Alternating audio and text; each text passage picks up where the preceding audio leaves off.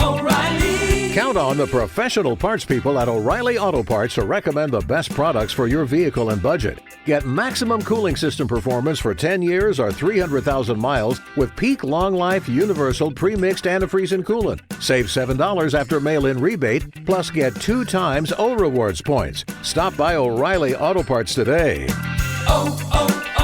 O'Reilly. Limit supplies. See store for details.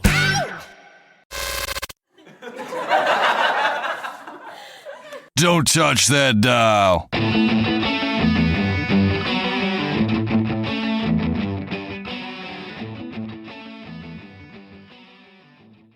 Welcome back to the Behind the Bits podcast, where my guests and I talk serious about stand-up comedy. I'm Scott Curtis, and I'm glad you're here.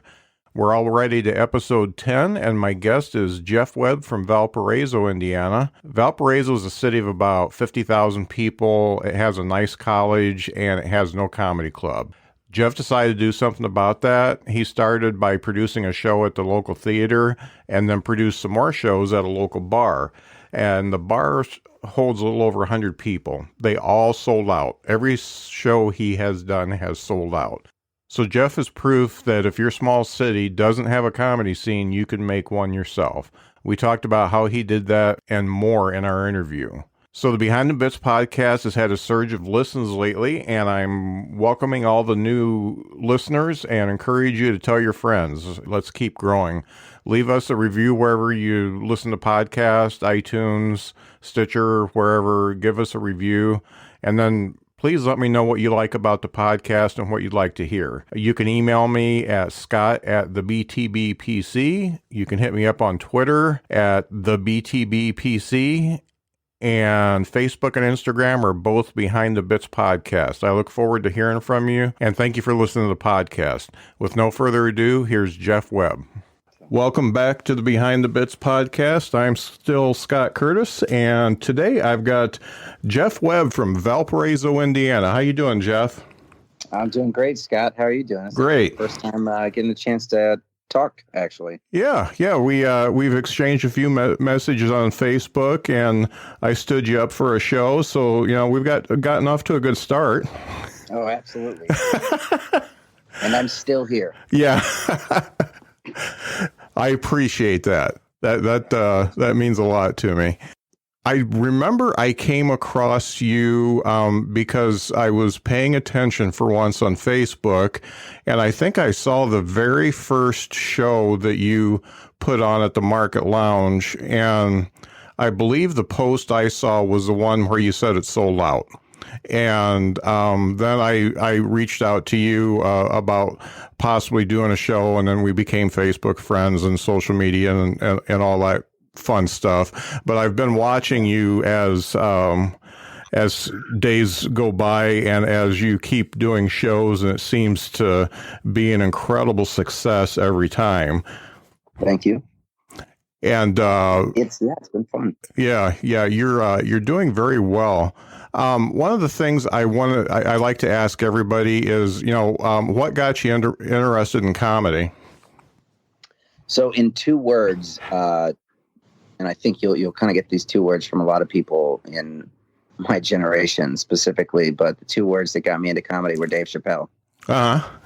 And I mean, growing up, excuse me, you had, Chappelle's show, in my opinion, is one of the greatest triumphs in the history of comedy.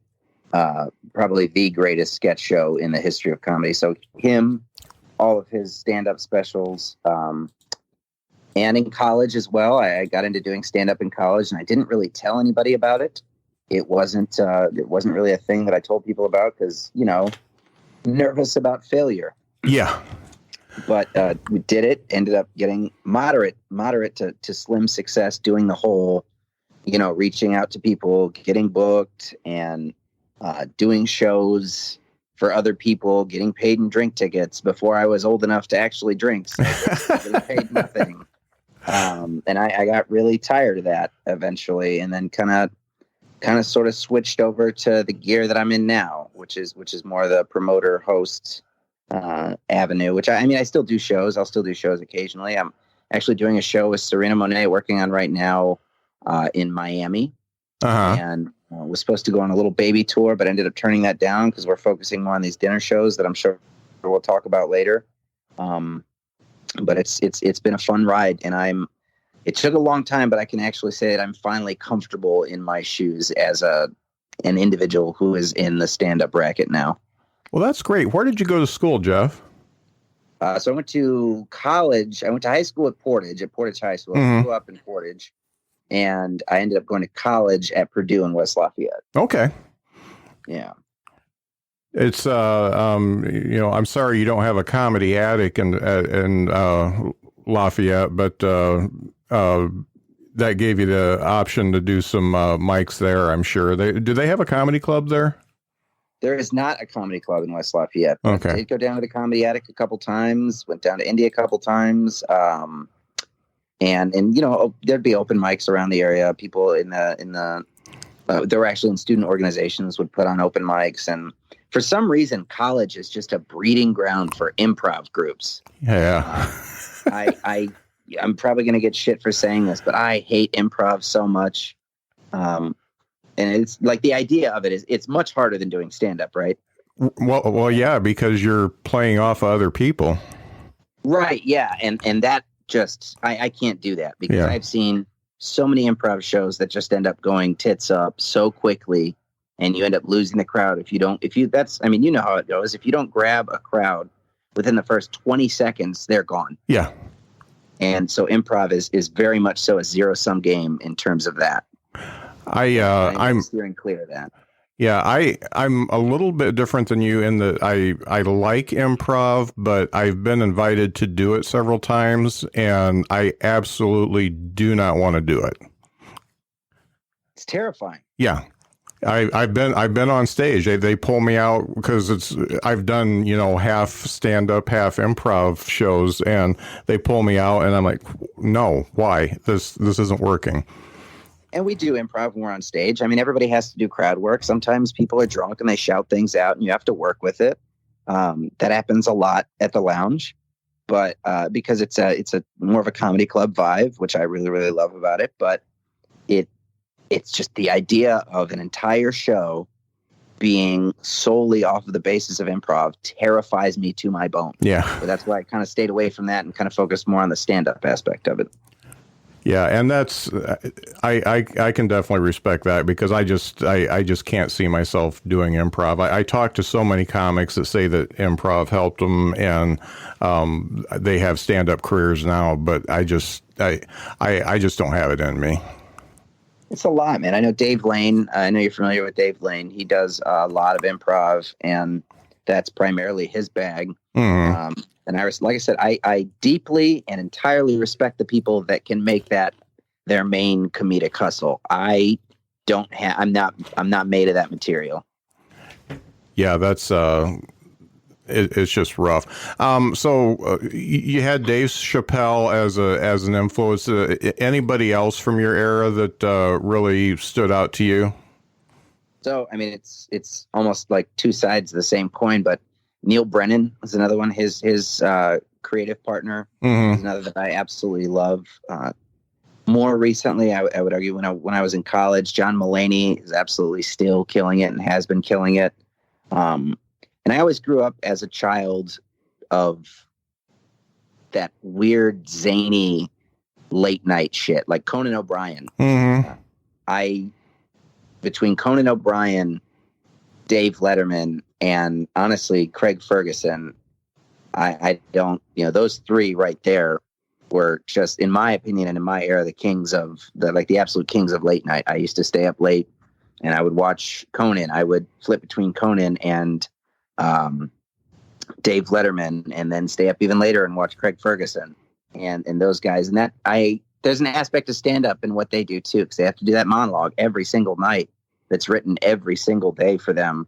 And obviously they have parts to do with it too, but those were also big influences. I love the fact that Conan would put on a show that looked exactly like what a normal late night talk show should look like. But once you get into it a little bit deeper, it's definitely out of the normal. And I always loved that. Like I said, those three were definitely the biggest influences. in addition to that Neil Brennan and Dave Chappelle. Yeah. Conan's a nut. I'm quite a bit older than you, but I grew up with Letterman too because he was around for so long. I actually remember the morning show he had, so that's how far back I go. And when he started late night, I was the same as you. I was in I think high school, and I just stayed up every night and watched it because our VCR never recorded properly, and so I just stay up and watch it every night. And it was just so out there. And I guess the thing I liked him is that he just kind of thumbed his nose at convention, and the fact that okay, a show's supposed to be like Johnny Carson, but I'm not going to do that. And you're a big star. I don't care. And that was a big thing that rubbed off on me. I mean, we had our Johnny Carson. We had Johnny Carson. We don't need another Johnny Carson. Right. I think, like you said, he made that his own, and there's a reason that he's still doing it. Almost 30 years later. Mm-hmm. So he's definitely on that Mount Rushmore of late night hosts, in my opinion. Right. So thinking about when you started doing the mics and not telling anybody about it, and which is absolutely fantastic. I wish that I hadn't told anybody about my early sets because a lot of them won't ever come out again. So yeah. Right. But when you think about doing that, at what point did you start feeling like, hey, I might be okay at this, and I might get a good 5-10 minutes, and I may be able to build on that? So I ended up stopping doing stand-up for about 3 years, and I did not come back to it until literally January of last year. Okay. So I left. I didn't do any stand-up. I did none of it. I ended up changing careers, and it ended up being something that, I worked for as a news producer for NBC for a while. I worked as a teacher for a while. I worked as in Pete Visklosky, our congressman's staff. And these jobs aren't really good for people that want to go on stage and tell stories about their dick. And so I ended up waiting until I changed my career again, and then went past that. And eventually I was like, you know what? Life is too short. I want to do this. I'm going to go back into it. I'm going to go back into it with a vengeance, and we're going to just make it happen. And it wasn't until I came back to it in January of last year that I started telling people, and in a big way, I'm like, hey, I'm doing this. I'm doing it different than I did last time. We're going to make it a coalition. We're going to build a brand. We're going to do what we can to make this a thing for not just me, but for people around me. Mm-hmm. Do you feel like stepping away from it for a little bit and getting the work experience that you had? Obviously, you had some responsibility. Do you feel like you're a little bit more comfortable doing it, and you've got a little bit more confidence, and you kind of understand it almost from a business perspective? 100%. And I'm really glad that happened for a couple reasons. Every reason that you just said. I feel more confident. I feel more capable. The laughs are definitely a lot better than they were when I my first trip around. Mm-hmm.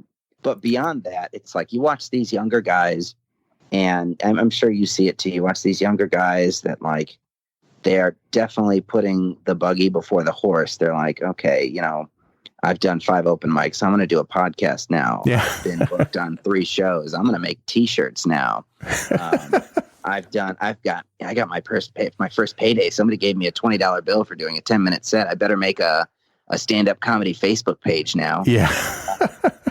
It's like these, you know what it kind of reminds me of? It kind of reminds me of if a singular stand-up comedian was a pyramid scheme. Yeah. There's come on, all my friends and family like the page, and it's just incestuous. And yeah. I'm glad that I got past that and kind of took the ego out of it. And I think that's the one piece of advice that I would give every single person that's either been doing it or is trying to get into it now is just, dude, try to take your ego out of it. When I market these shows, I don't put my name front and center in every single one of these shows like a lot of people do, Mm-hmm. because I'm sorry, booking comedians does not make you a good comedian. I don't care how big they are or how big they were. Booking a big name or a small name or putting a show together that's successful does not make you a good comedian. And a lot of people need to realize that. Right. It's so funny that the way you talked about, the open micers and how they put the cart before the horse. I seen so many that, and I know it's ego that they just they will not let go of a bit, and the bit's not going to work.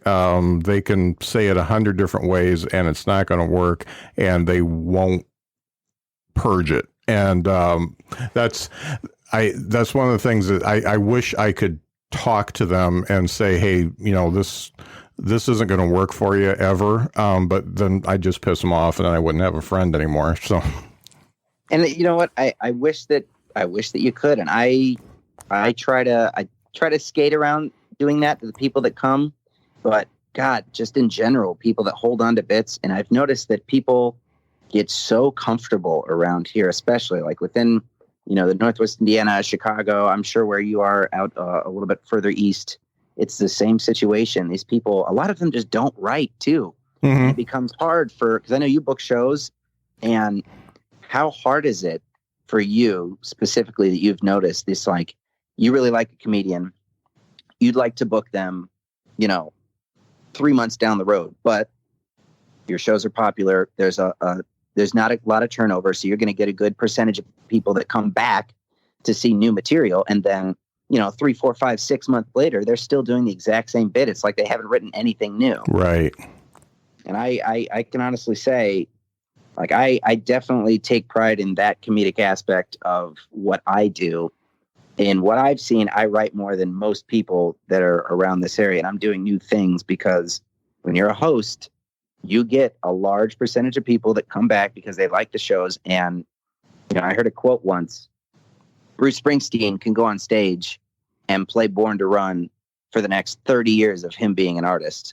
But if a comedian goes on stage and tells the same joke, they're going to get raw vegetables thrown at them. Yep, and for sure. I wish, man, there's a lot of just write more. I promise you could do better. Mm-hmm. Keep moving forward, So let's talk about the writing a little bit. Do you have a schedule, or what's your writing process?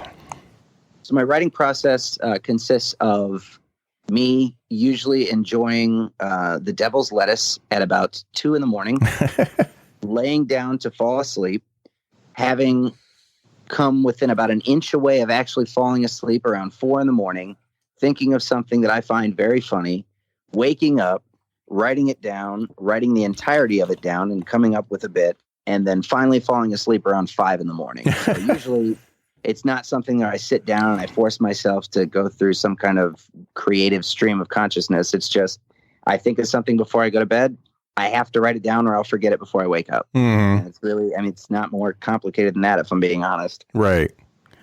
So do you do like the standard first draft and then work from the punchline back to get it tight, or what do you do with it once you get a premise down? So my style of comedy is very much so storytelling. It's and I think that's not shocking considering my greatest influence is Dave Chappelle. Right. I think Dave Chappelle is the greatest storyteller of our generation. And so I will basically think of a story that some kind of crazy shit or fun things happen. I will write down the entirety of it and then kind of put in the punchlines throughout it. And I think that there are a couple different kinds of comedians.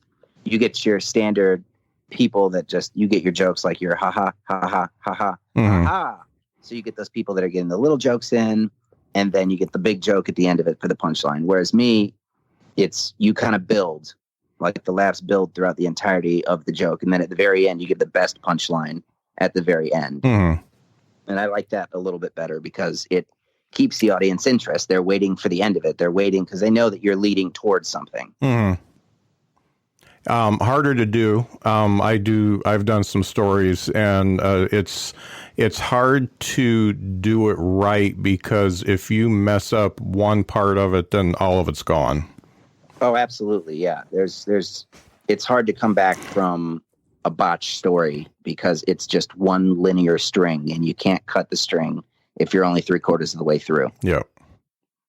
I'm in a lot of different writing groups, Facebook and Reddit and stuff like that. And the question, people write the whole joke down and say, how can I make this better? And my reply is always, you have to say it out loud in front of an audience, because you're not going to know where the laughs are, and you have to record yourself and know exactly where the laughs are, know how long it is, and understand what you can purge, what you need to keep, what you need to build on.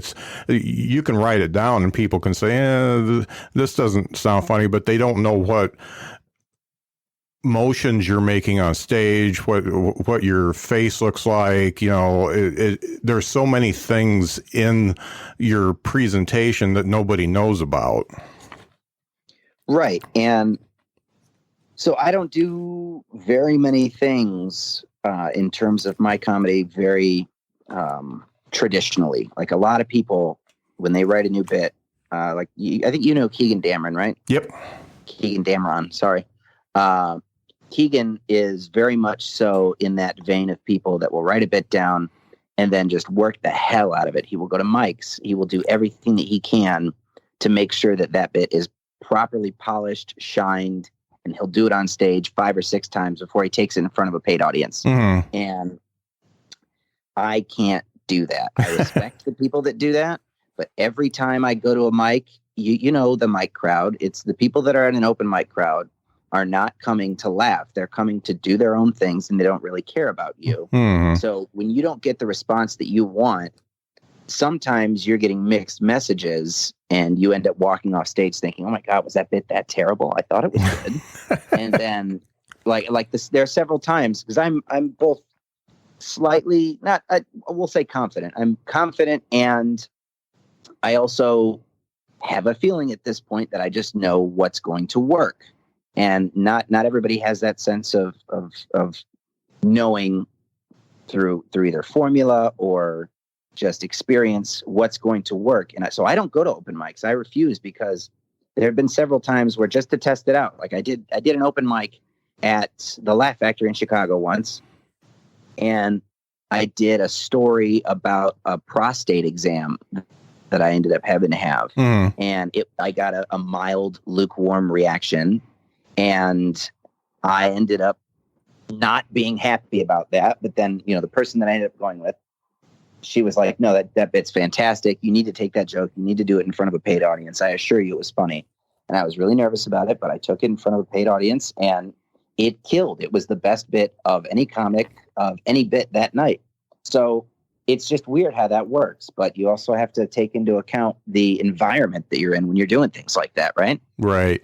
I'm a little different than you, and I've just recently gotten really freaked out because I'm doing this funniest person in Grand Rapids show contest, and that's Wednesday of this week. Excellent. So I got, I guess, a little self-conscious about my stuff. I had done a show in Goshen, and everything killed. And I thought that I knew that's what I was going to take with me to Grand Rapids. And then I did the open mic in South Bend, and second guessed myself a little bit. So I said, I gotta get out of town and do some mics. So I did one in Kalamazoo last Wednesday, which is an hour and a half away.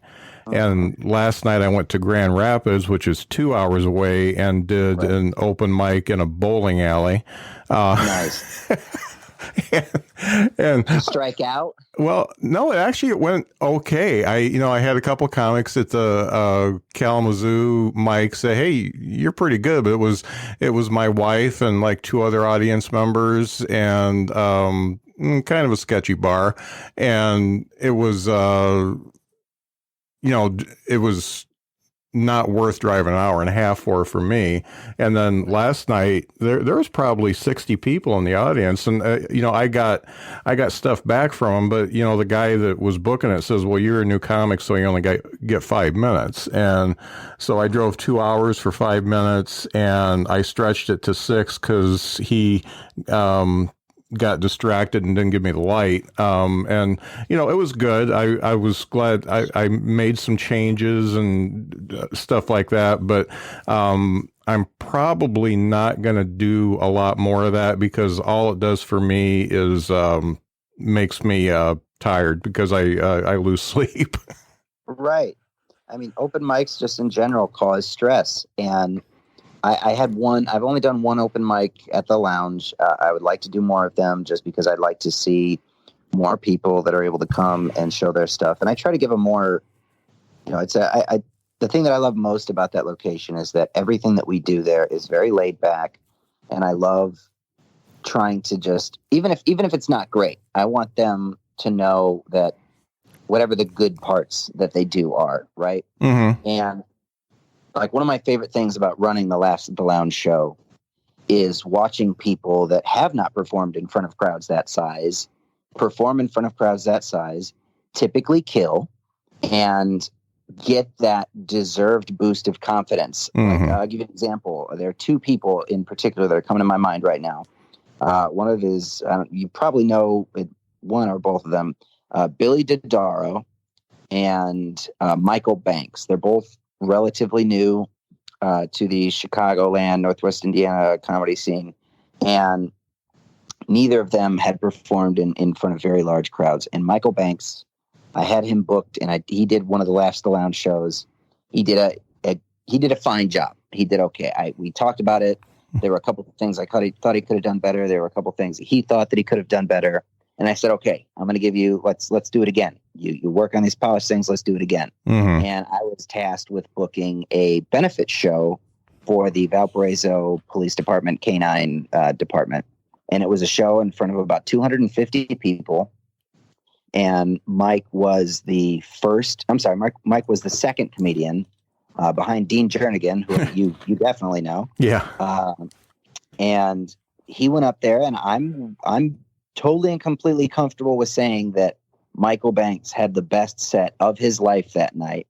He absolutely slaughtered. Like, he was floating on a cloud. Uh-huh. And Billy Dodaro was the same thing. We had the most recent Laughs the Lounge show is we're recording this. Today is Monday the 24th, right? Mm-hmm. The show was on Saturday the 22nd, and he was the first up there. It was Billy Dodaro was the first up there. And you could tell he was nervous. He was like, this is definitely the biggest crowd I've ever performed in front of. Billy slaughtered that crowd. Like, he got away with murder in front of 110 people in that room. Uh-huh. And I came up to him afterwards, and I always tell people, I always preface it by saying, I don't mean this to sound condescending or patronizing in any way, but I want you to know that I'm extremely proud of you, because, oh my God, you killed it. And that for me is the most fun thing. Right. Is getting to watch those people just freaking kill it in front of those larger crowds. Yeah, I don't know Billy, but I know Michael. He actually did one of my shows that I do Thursday nights at Vegetable Buddy sometimes, Yeah. and I got to know him because he comes to the Drop open mic once in a while, and Yeah. when I see somebody that looks kind of interesting, I always introduce myself, and I don't like push myself. I just say, hey, I'm Scott. If you need to know anything, let me know. And I had introduced myself to him, and it turned out it was his dad that was with him that night. And I asked him if he'd be part of a bit. And I've since axed that bit, but we did that. So we started talking, and he is definitely, and I know what you're talking about, because when you do an open mic like that, or you do a showcase show, you find those diamonds in the rough, and you can kind of help them. You can, because once you put them on a show, then they're going to listen to you a little bit more. And Dean Jernigan, I mean, holy cow, I turned you on to him, and he's that diamond in the rough for me. And just good guy, man. Yeah. He's a powerhouse. He is. He's again, like he did a Last the Lounge show, did great. He was on that Canine fundraiser, did great. I think both of them, the Canine fundraiser, I think for Dean, definitely for sure was his biggest crowd. And he was a little nervous going up there because it was well, I mean, you got to think of your demographic. Who are the kind of people that are going to pay for a ticket to a police fundraiser, right? Mm-hmm. So that was definitely a worry for all of us going into that show, but it ended up going really great. And for some reason, I make fun of Valpo all the time for being an extremely white, stuck-up demographic. But man, every single show that I put on at the market, those people come to have a good time. Going back to, I hate to keep backing up, but you were talking about the audience that you're talking to at the Market Lounge and for the benefit and things like that. So in your particular act, what kind of point of view do you put across? Because obviously you just told me that you're smoking weed at night and getting your ideas. You've obviously got some different millennial type ideas than probably most of your audience. So what do you do out there? So I try to be as relatable as I can. So for instance, the 22nd we had four booked comedians and I hosted, and my formula is, I have 4 comedians, so 3 features and a headliner. I'm going to go up. I'm going to do the longest set that I'm going to do before the first. I'm going to do another 5 to 7 before the second. I'm going to do another 5 to 7 before the third. I go on stage before the headliner. I do my thank yous. I make sure I tell people when they're cashing out to tip the shit out of the bartenders. I thank you to the owner. Thank you to everybody coming tonight. Make them clap for me, so I get my ego pump. Mm-hmm. But I don't do any comedy before the headliner, and I don't go back on stage after the headliner because I like them to have the respect of being that right. That last, that's your ultimate, that's your peak, that's where it ends. Mm-hmm. But in terms of the 3 bits that I did this past Saturday, I did a bit that I recently just finished. It was basically just a story about a Valentine's Day that I had 2 years ago with a girl that I've been seeing for only 2 weeks. And I interjected a comment about how my dick is basically a match and I can go basically once, but I'll go as long as you want me to, so long as you give me a snack break at a certain point. And then at the end of it, basically the punchline was, she made me have sex for the 4th time that night. When I pulled out, the condom was still inside of her. And fortunately for her, she was able to get one more final Valentine's Day gift, which was a Plan B pill. I feel like that was relatable. The next story was actually, it wasn't even a story. The next bit was me talking about an incident that happened at the previous Last the Lounge where Dwight Simmons was headlining, and we had a heckler try to ask him a question in the middle of his set, and she was trashed. And then at the end of it, she ended up asking him if he could do anything not racial or if he wasn't able to do anything if it didn't involve race. Oh. And I was just, my jaw hit the floor. I was like, Jesus, what do I do at this point? But to Valpo's credit, that crowd turned on that woman. They started booing her. Somebody stood up and screamed, "Get the fuck out." Oh. It got crazy. They went off on her, which was awesome. So I told that story.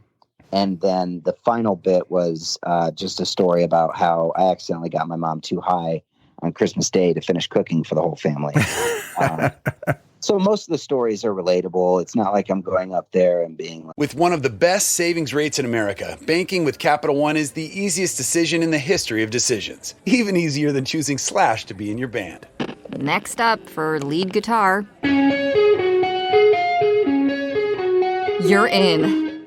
Cool. Yep, even easier than that. And with no fees or minimums on checking and savings accounts, is it even a decision?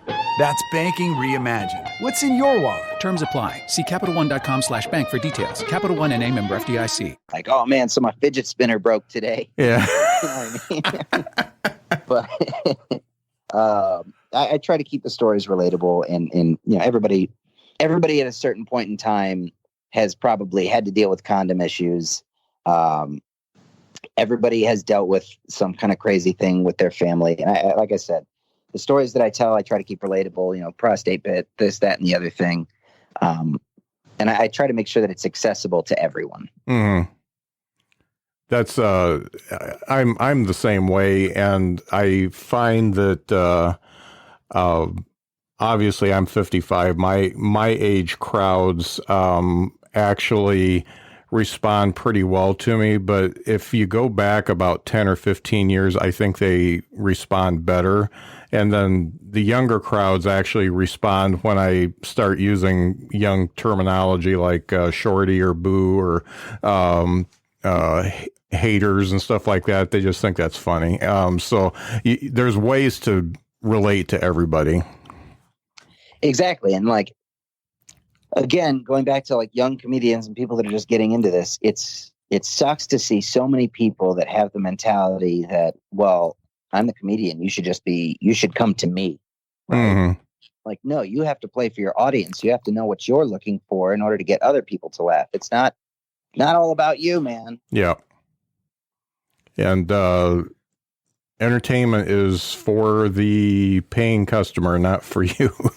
Exactly. Yeah, that's a hard one. And people, I notice young comics who take on a very pointed and sometimes controversial point of view in their act early on, and I don't know how you can ever be successful at that. Right, because you're skating on a razor's edge and you're basically expected to stay balanced on that razor's edge because that's the precedent you're setting for yourself, right? Yeah.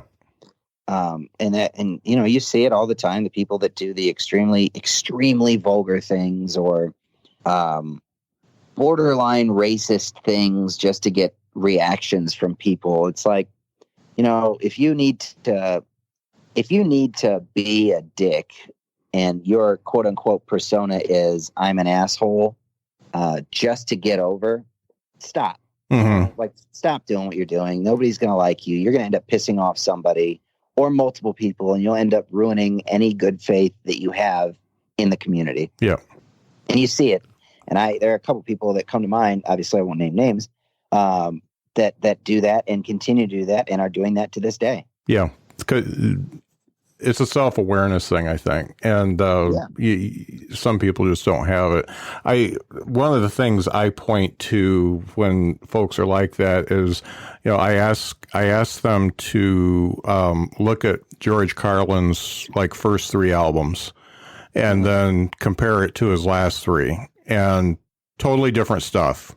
And he was able to mold himself into that because he was so popular based on the earlier stuff. Then he could start bringing out more of his anger at the world. Right. Absolutely. And be successful at it. Absolutely. And I think, like you said, but he solidified that base, right? Yep. He solidified that base, and he solidified himself as being somebody that's not that fringe person, so that he could take those occasional trips to the edge. Mm. And that's why he's respected and considered one of the greats. Right. So I really want to take a little bit of a deep dive into the shows that you're putting on at the Market Lounge there. Sure. Let's talk about the first one. How did you, first of all, come about wanting to do it there? What did you do to promote? Who did you get to perform? How did all that work out for you? So I ended up actually getting a job at the Market, and the Market's it's a larger complex. They use it for larger entertainment performances, weddings, banquets, larger corporate events, things like that. And then also there's the lounge, which was opened in a space that was largely unused the majority of the time. And the person that started managing that bar, his name's Tyler Ingram, and was set a precedent and set the stage for a really, really tremendous space, regardless of what goes in there. And then I started actually working there. And I went to the owner and I was like, hey, man, I think this would be a prime spot to do a comedy show. It's a really relaxed feel in here. I think that if we set this up and put cocktails out with the stage here, we could actually give this a very, very familiar comedy club style feel. And the owner, whose name is Jason Rudy, was all about it, because if there's one thing I could say about that man is he is not afraid to take risks. He is not afraid to do something if it sounds cool. Mm-hmm. And I love him for it. So we did the first show, if I'm not mistaken, back in August. And I'm trying to remember everybody that I had on that show, and I'm starting to not remember all of the people that were on it. I know that the headliner for sure was Rebecca Gibson. Mm-hmm. The headliner was Rebecca Gibson. I know Chris Trani and Tucker Brookshire, all three from Chicago, were there for that show. And there were two more, and the fact that I cannot remember them right now makes me feel very bad. However, everyone did a great job, but it was a great learning experience for me. The room was set. The room was spectacular. Valpo doesn't really have a lot of stand-up comedy. And so we were able to interject that into the entertainment atmosphere of Valpo.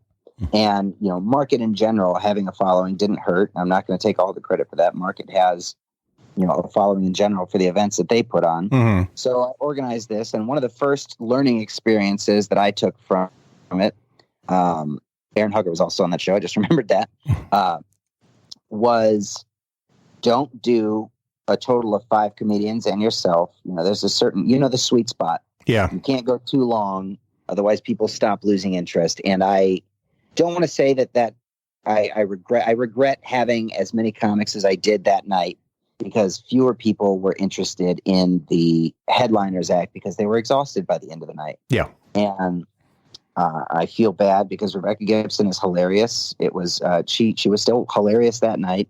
Everybody to this day tells me that she's fantastic and we want her back. But that was a learning experience. And then we moved on, and it was 4 comics in total plus myself hosting. And that formula has worked tremendously well. But it's just one of those things too, where the first show did do well. People did have a good time, and we probably had a retention rate, if you will, of at least 40 to 50% of people. I'm willing to bet 40 to 50% of people bought tickets to that next show.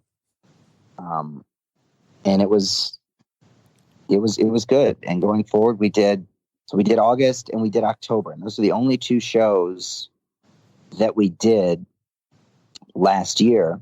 And then I told the owner and discussed it with Tyler. And I was like, this is the deal. My goal this year is to put on 1 comedy show in the lounge every month this year. And we're on pace to do that. We already have them scheduled. We're not, obviously not going to release tickets or announce those shows until about a month before each show. Mm-hmm. But, just to show the growth as this things happen, we sold out the January show. And I don't remember the exact time frame we sold out the January show, but we started selling tickets for the February show the day after the January show.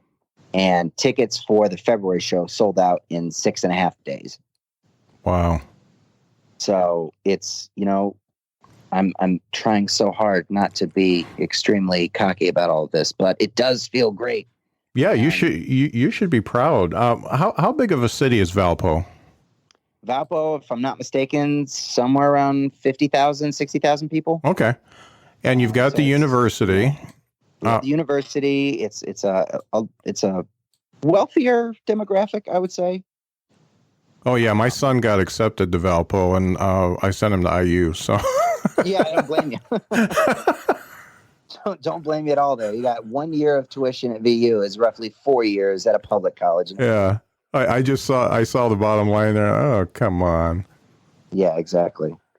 But no, it's like that, and the shows have been spectacular. People have a good time, and that's what it comes down to. Is we set the tone of the show very early. I go on stage and I set the tone very early, even if there are some bits that I will do that may not be as funny if I'm not doing them, and that just goes for any comedian stuff. But I'm confident enough at this point in doing stand up that I'm able to relate to the crowd. Like, hey, you should laugh now. This shit's funny. I'm confident enough to where they know, and the way that I say things and the way that things are said at the beginning, like, this shit's funny. You're going to want to laugh at this. Yeah. And you set the tone. Like, you're here to laugh. You're here to have a good time. Don't be a prude. People are going to say dirty words. People are going to talk about dirty things. Just drink your drink and laugh. And they end up doing it. They're if you suggest that to people, they'll end up doing it. That's cool. So having been out of the game for a couple, 3 years, how did you make connections with the folks that you've had on so far? I'll give credit where credit is due. A large part of that at the very beginning was Keegan Damron. He, the man has his finger on the pulse of the scene and cares about it. He's actually he's running a campaign to be an elected official right now. So he's kind of taken a step back from stand up. But that first show that I ended up coming back to that we did at the Hobart Art Theater in January of last year. That show, I remember that was a big show and that was a big deal for me. It was myself, Kevin Kellum and Rebecca Gibson of Chicago, Keegan Damron and Shannon Roston. And we ended up hitting it off. I mean, we did several shows. We did another show with that exact same lineup in June at the Hobart Art Theater. We took that exact same lineup and we did the last stand-up comedy show at Indiana Beach last summer. Rest in peace. But hey, maybe they'll save it. Fingers crossed, man. I love that place. I would love to put on another show. We ended that was a lot of fun. That was a lot of fun. We ended up doing a show at the Roof Garden Lounge at Indiana Beach, overlooking the lake. And man, we had a blast, and we made good money there. But so I ended up making connections through that. And at a certain point, it's kind of funny when you first start off. Everything is much harder. Like, open mics are harder. Being an opener is harder. When you are playing in front of a smaller crowd, it is harder. When you're later in the show, when you're playing in front of a bigger crowd, it's a lot easier to get the laughs because they're already drunk and there's enough sample size to where people are going to respond favorably to the stuff that you're putting out there. Yeah. But as time's gone on, I've put on these shows in Valpo. The word has spread about them. And nowadays people reach out to me and they'll send videos. And I mean, you yourself, you sent a video and, not to be a dick, but I definitely have tried to have you on twice now. Third time's a charm, baby. Third time's the charm, I guess, Scott. But and it's things have worked out well like that, and I the way that things are going is spectacular. We're I'll be as coy as I can. There's even a couple other things in the work to try and get something a little bit more permanent and full time in Valparaiso, and that's pretty much all I can say about that. Definitely stay tuned.